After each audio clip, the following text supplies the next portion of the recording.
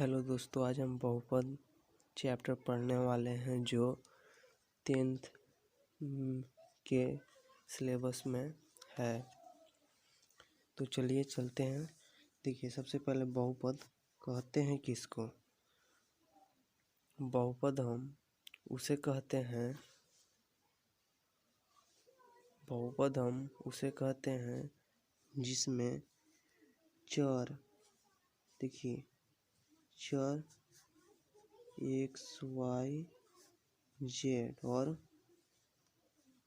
चर 1 2 3 4 ऐसे होता है। तो बहुपद उसे कहते हैं जिसमें चर और अचर के गुणनफल को हम बहुपद कहते हैं। बहुपद देखिए कितने प्रकार का होता है। पहला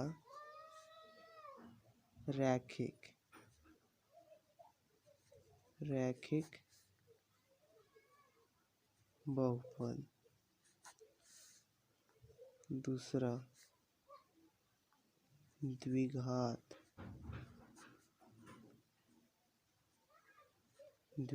बहुपद, तीसरा त्रिघात बहुपद।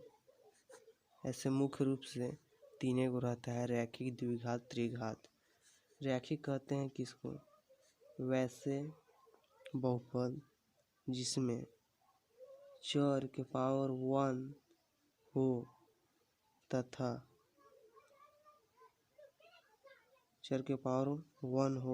और इसमें एक अचर भी लिख भी सकते हैं और न भी लिख सकते हैं। एक्स हमारा है रैखिक बहुपद क्योंकि इसका घात 1 हो। इसमें देखिए वैसा बहुपद जिसमें चरों के घात 2 होता है उसे द्विघात बहुपद कहते हैं। इसमें चर के घात 1 भी होता है और ध्यान रखिएगा इस सब में एक जैसा चर होना चाहिए। एक्स है तो एक्स खाली होना चाहिए, वाई नहीं होना चाहिए। वैसा त्रिघात बहुपद देखते हैं। वैसा बहुपद जिसमें चर के घात 3 हो उसे त्रिघात बहुपद कहते हैं। जैसे इसमें सब एक्स, अगर वाई रहता है तो सिर्फ वाई होना चाहिए। और एक और होता है अचर बहुपद।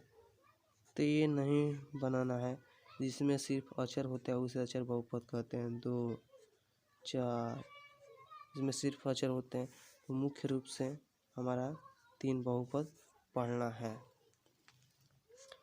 तो चलिए पहला रैखिक बहुपद चलते हैं।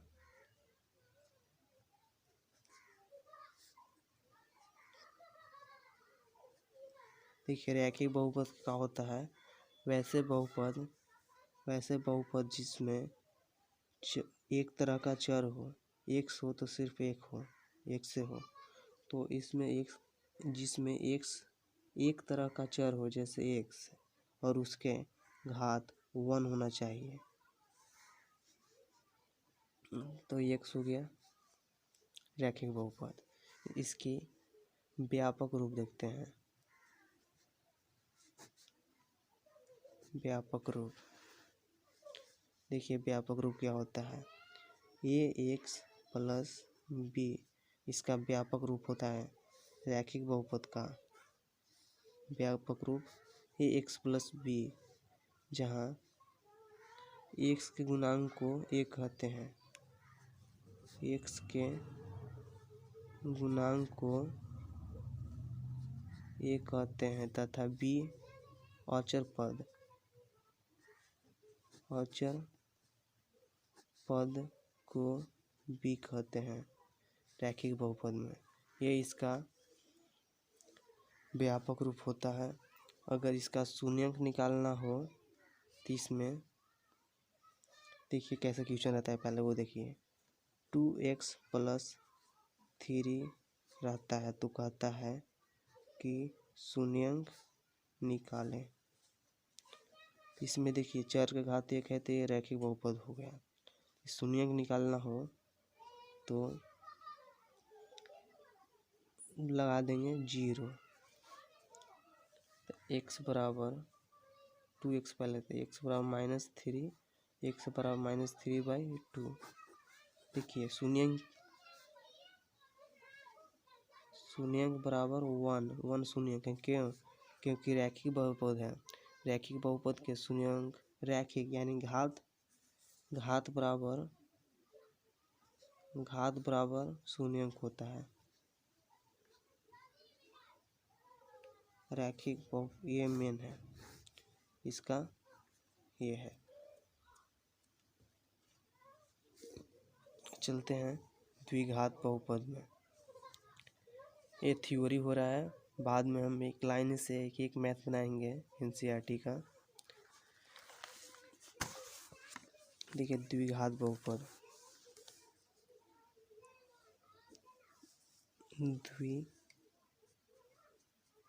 द्विघात बहुपद वैसा बहुपद जिसमें एक तरह का चर हो और उस चर का घात 2 हो, मैक्सिमम 2, 1 भी हो सकता है, उसे द्विघात बहुपद कहते हैं। परिभाषा सुन लीजिए एकदम से, अच्छा से कोई पूछेगा तो। वैसे बहुपद जिसमें एक तरह का चर हो और उस चर का अधिकतम घात 2 होता है, उसे द्विघात बहुपद कहते हैं। इसका व्यापक रूप देखते हैं। व्यापक रूप देखिए, ये x² plus bx plus c इसका व्यापक रूप है, जिसमें x² के गुणांक को a कहते हैं, x के गुणांक को b कहते हैं और अचर पद को c कहते हैं। तो इसमें बताइए कि घात कितना होगा। घात तो द्विघात बहुपद है तो घात भी 2 होगा, तो शून्यंक कितना होगा। शून्यंक भी 2 होगा क्योंकि घात बराबर शून्यंक होता है, इसलिए इसका शून्यंक 2 होगा। देखिए क्वेश्चन रहेगा इस प्रकार, 2x² प्लस 3x प्लस 1 का शून्यंक ज्ञात करें। तो इसका हम बाद में बताएंगे कैसे निकाला जाता है, अभी फिलहाल देख लीजिए। शून्यंक निकालना होता है तो 2x² प्लस 3x प्लस 1 अब बराबर लगा देंगे 0। इसको तोड़ा जाता है, तो देखिए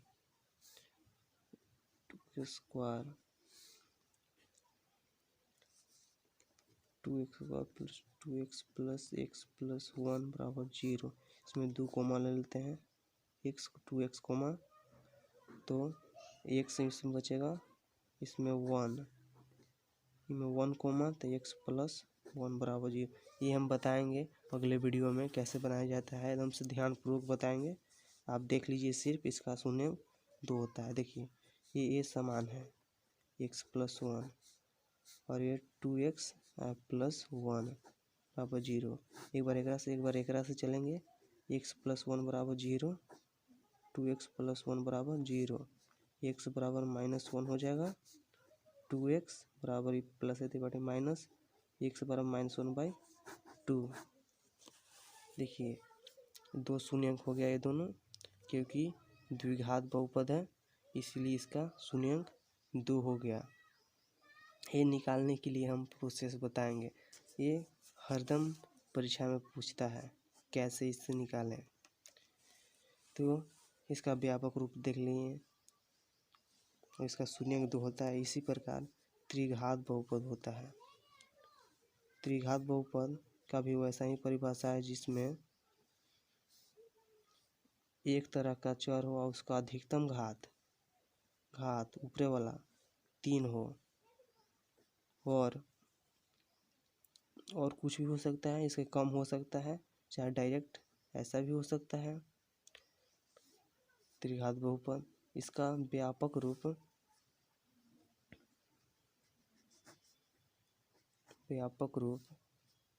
ax³ plus bx² plus cx होता है, जिसमें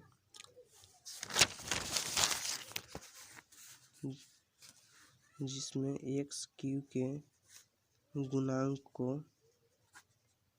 a कहते हैं, x² के गुणांक को b कहते हैं, x के गुणांक को c कहते हैं, और अचर पद को d कहते हैं। इसका शून्यांक कितना होगा? अगर घात 3 है तो शून्यांक भी 3 होगा। ये कैसे निकलेगा इसका शून्यांक, इसके अगले वीडियो में हम बताएंगे।